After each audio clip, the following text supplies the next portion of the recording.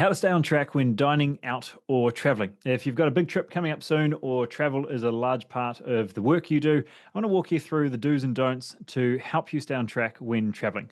I brought this discussion up with Mandy and she was like, oh, yes, we're definitely going to dive into this. I'm always talking about this. So we've got plenty of points to share with you.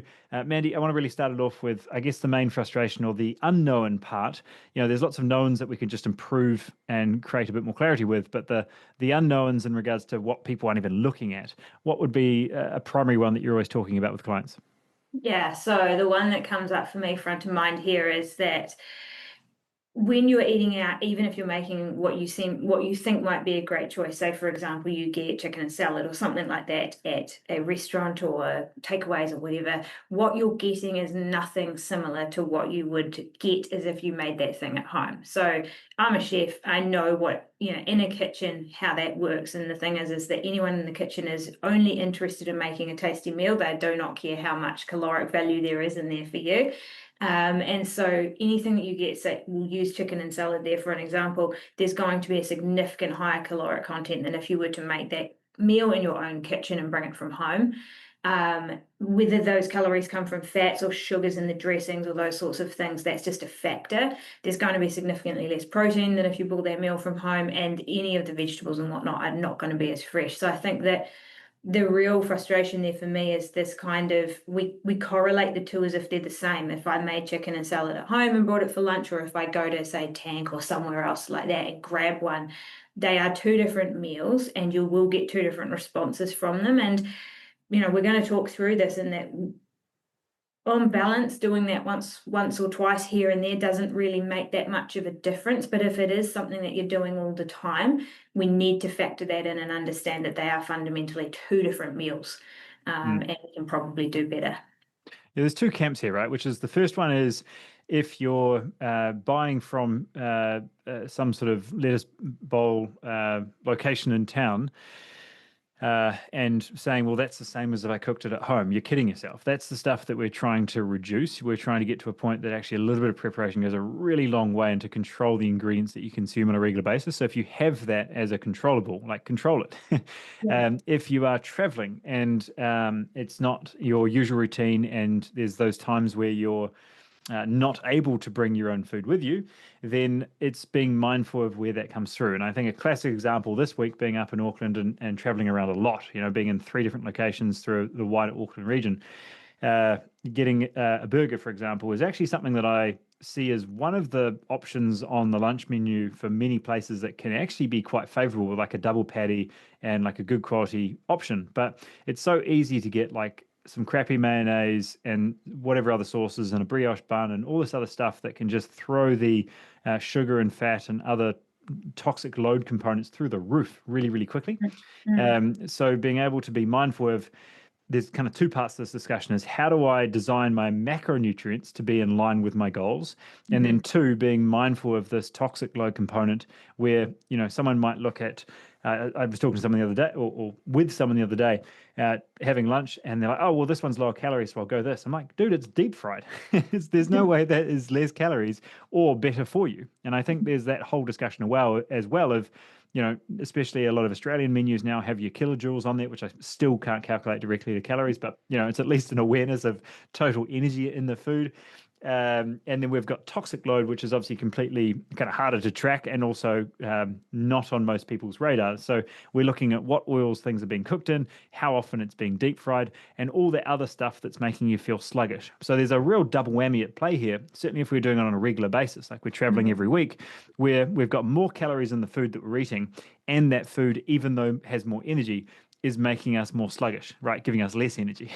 So Yeah. we really be really mindful of I've just come back from a 2-day trip, so there's certainly some very fresh context here.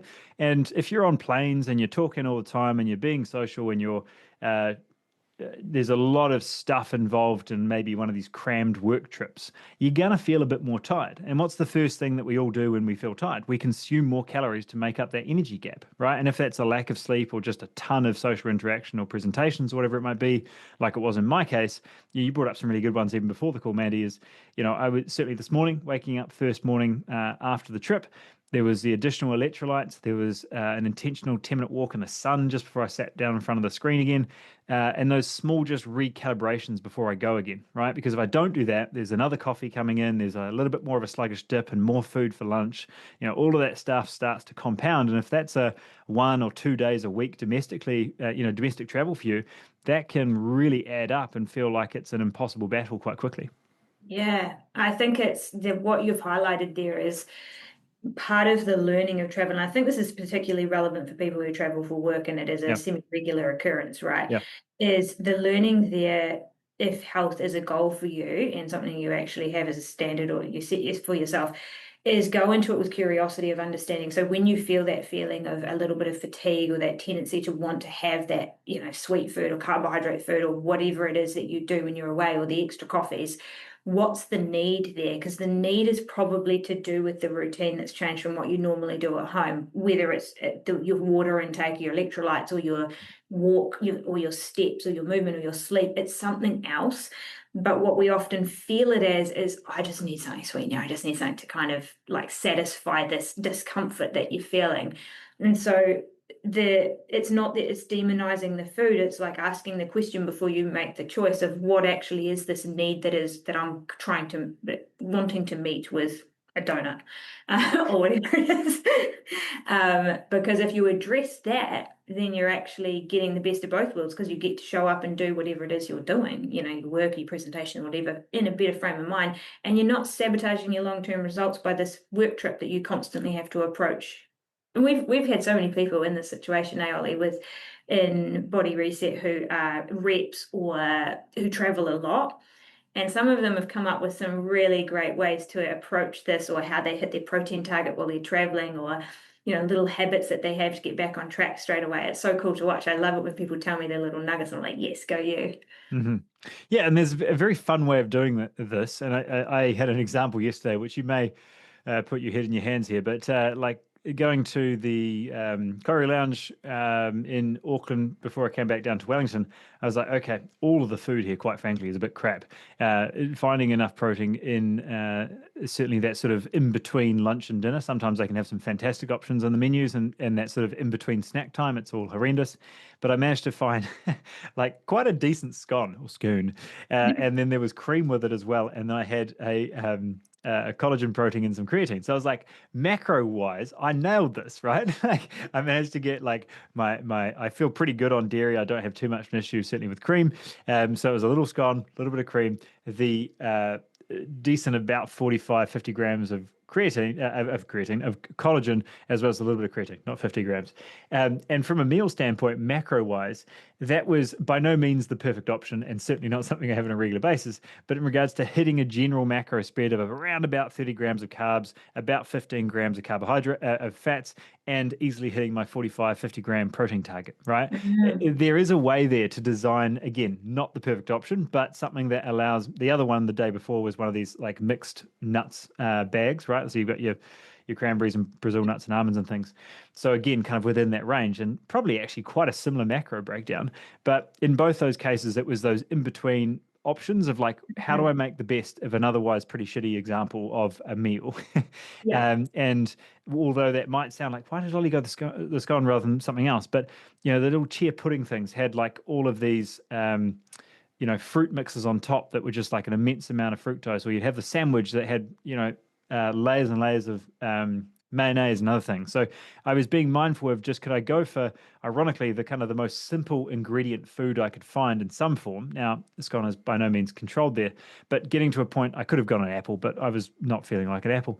To find a way to nuance like that. I had a burger one day. I had the scone and the protein shake. Did that look quote unquote the perfect option? No, but feeling like I'm very much on track with having a couple of those trips a month and being generally in the realm of understanding the macronutrients required to move forward, I still find it significantly easier than most, or I find it very easy to stay lean, right? And obviously we did 4 or 5 weeks in Europe this year, plenty of pizzas and meals that were otherwise not the normal.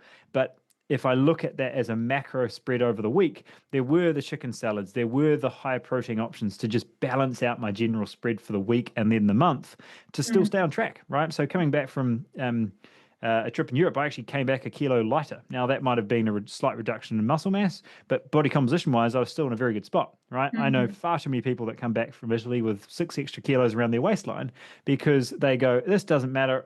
I'm fueling myself on pizzas and I'll deal to the problem when I get home, right? And it's trying to find that balance of, as you said, setting the standard, aligning that with the foods you're eating on holiday. Is this meal in line with my goals? It doesn't have to be Mhm. every meal, but on the overall average, am I sitting in the right space? I think there's a real good point in that too, is determining where you are at this point in time. Because at the moment, you're relatively lean, you've got muscle on your body, you're active, and all of those sorts of things. There's this resilience factor there to have a little bit of deviation and know that it's okay. Hmm.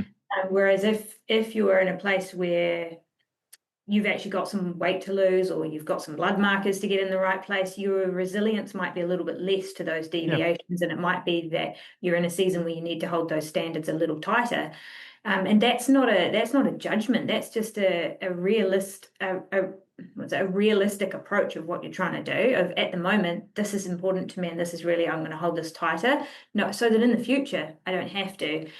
But the other point that you raised that I think is super interesting, and I talked to some ladies about this in a pod call this week around if you're traveling and there isn't ideal, what do we do there? So one thing I've noticed is generally if you go out for dinner, there's a steak and salad option or a meat and veggie option that's quite good.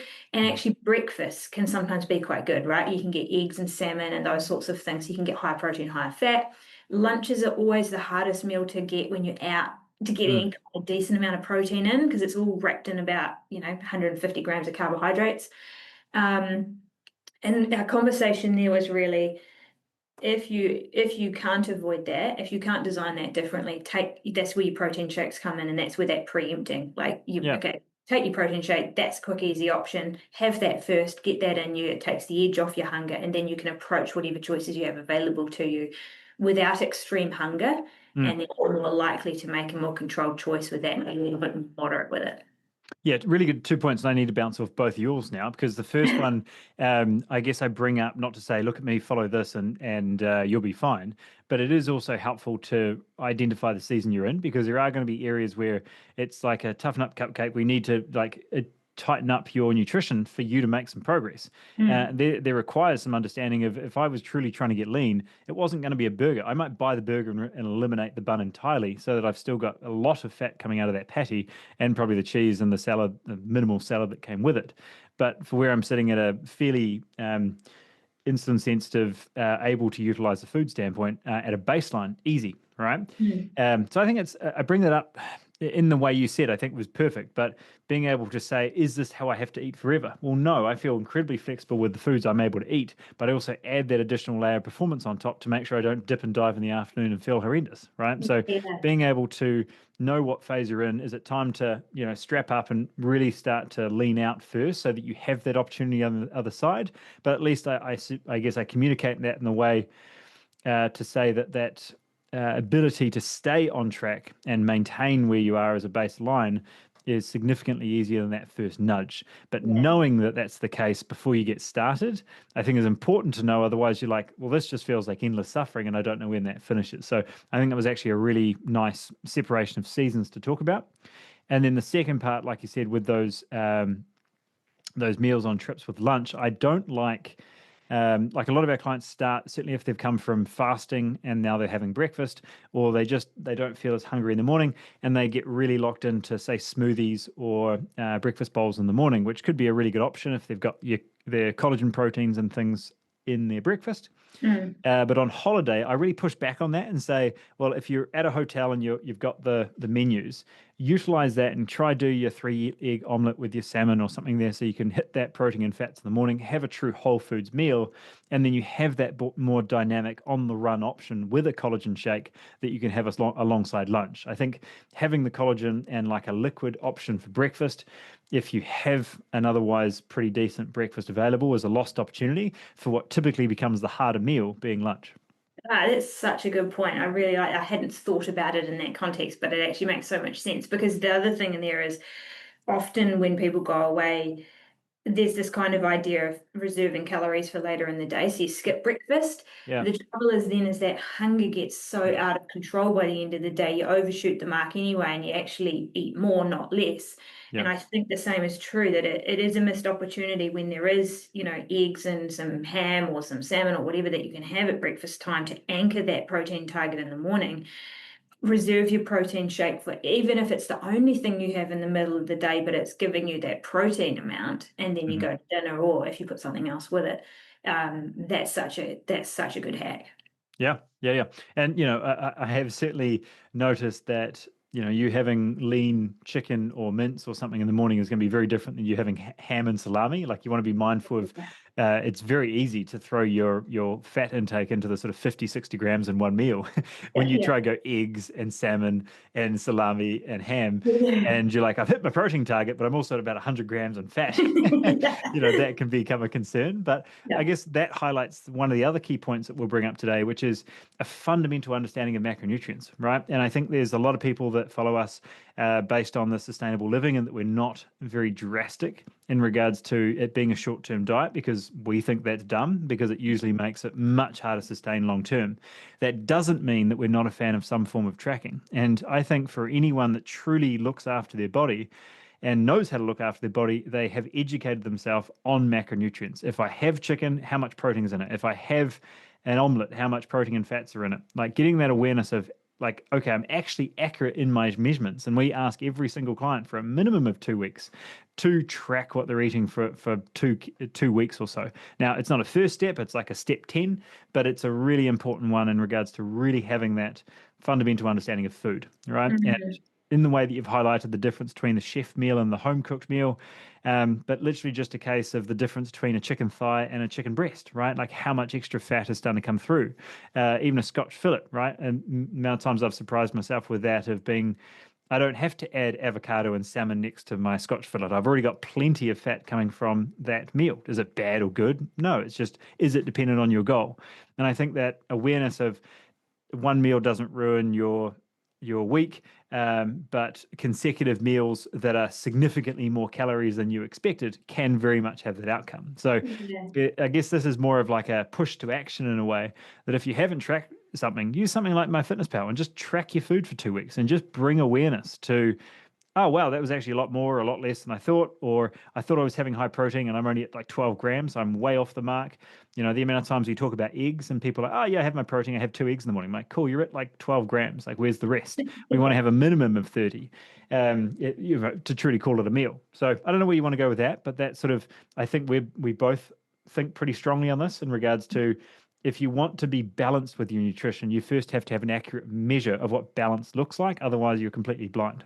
Yeah, I'm super strong on this. I think everyone who is interested in their health should track their food at some point in time. It is not restrictive and it's not obsessive. It's not any of those things. It's purely education. Because if you don't Yep. know what you're putting in your mouth, then you don't know, you're not really in any control of the results you're going to get.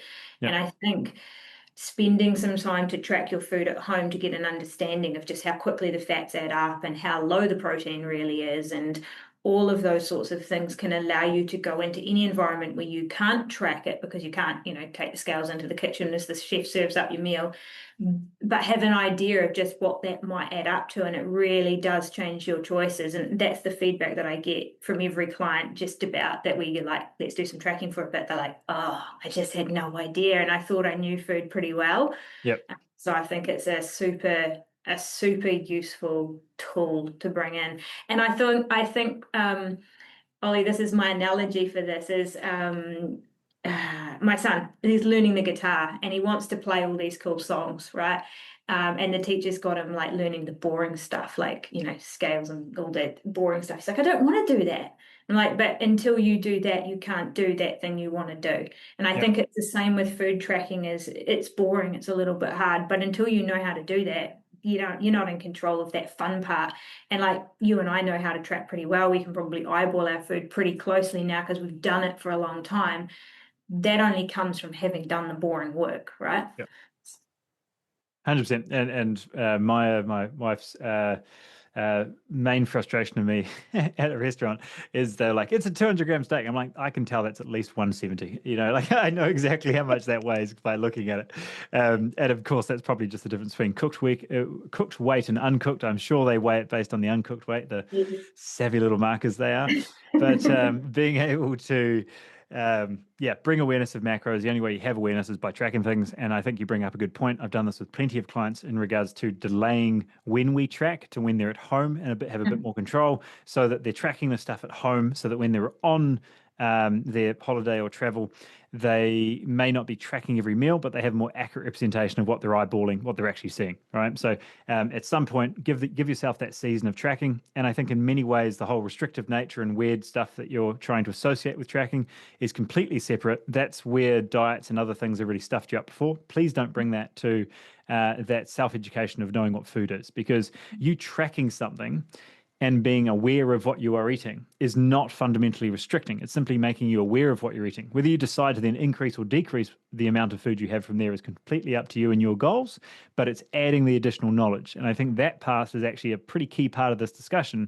Is ignorance is not bliss, right? You'll just continue to put weight on when you think you're doing well, when you're completely oblivious or could be completely oblivious to certain aspects of that meal that are way high calorie or way off the macros that you're looking for, right? So if it's 20% more carbs and 20% less protein on a very regular basis, that in itself can lead to 40% less results, right? Like easily. Yeah. And I think being able to just bring yourself up to speed on that, especially if you're more dynamic in your work schedule, when you're in different locations, that stuff comes in really, really a lot. And Mandy and I, being the mad scientists that we are, whether it's a trip to Auckland or over to Bali or something, we're always doing those little tweaks and adjustments to the menu to get closer to what we're after. And like everywhere you go can do a side of chicken or a side of something, right? And I think just asking for things like that and it costing you $4, like the amount of times that, I don't want to pay extra. I'm like, is your goals worth $4? Come on, grow up, like build it towards the macros that you're asking for. And I think being able to make those changes, that can make a really big difference. Most patties, it'll be like a $4 or $6 on the edge. One person has charged me $20 for a singular patty, but in most cases, it's a lot more reasonable. I hope it was a really good Wagyu patty or something. Oh, it was crap. No, it was a I won't call them out, but a very fancy little place down in actually no, well, Millbrook down in Queenstown. Sort yourself out. Everything else was lovely, but $20 for a patty, I'm not going back. Queenstown sizzle. Yeah, pretty much. So I think we've covered the most part. The alcohol discussion we were going to talk about, I don't think we need to talk about. We've talked about that a lot in regards to separating the alcohol and the food, more so in regards to just the more drinks you have, the more damage you do to the whole process. It doesn't matter which way you try package this up. It's going to make every part of your recovery and health less easy to maintain. So being mindful of that alcohol is helpful. And of course, having it away from bed to improve sleep quality, and of course not having too much together. It's amazing how much calories are obviously in alcohol, not just in the carbohydrates, right? There's too many people still saying I'm having a zero calorie drink like a vodka. I'm like, you don't have carbohydrates in that drink, which is great, but you're missing the alcoholic content, which is usually high because it's a spirit, which is also incredibly high calories. So you start putting your vodkas and your burgers together, it's very easy to have 1,500 calories in a big night out and wonder why you're now out for the entire week. So I don't know if you want to add anything there, but the alcohol is a biggie. Yeah, I'd extend that a little bit too, to actually just any liquid drinks, because I think when we travel, we're more likely to have, the coffees that we didn't have, or the frappuccinos. yeah. Or, any drink. And this is actually where it comes back to the tracking a little bit, is spend some time to track those things, because you realize how much they're not free calories. They absolutely add up too. And they might be the things that just push you over the limit and gain that kilo or a kilo and a half or whatever it is that you gain on holiday that you didn't need to gain. Yeah. Yep. Okay, cool. Well, hey, there's a quick summary for you. First one, how you deal with being tired. I think the hydration, the just generally looking at your body a little more holistically. It was probably a little less sleep than usual. You didn't get out in the sun. You've been highly stimulated for a couple of hours and you're just knackered and need a bit of time to unwind and lie down and close your eyes for a sec. It doesn't need to be another burger to make up that gap.